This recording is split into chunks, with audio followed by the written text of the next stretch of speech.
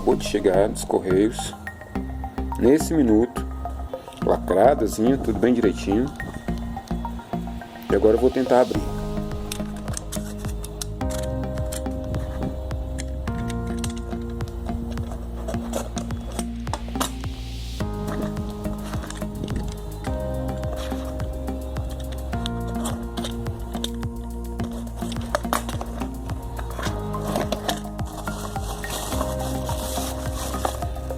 Eita, pessoal, é parrudo o motor, viu?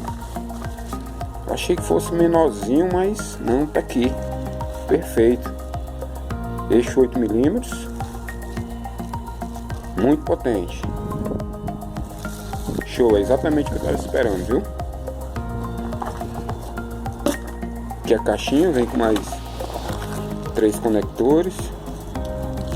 Não sei exatamente como ligar ainda, mas perfeito, perfeito.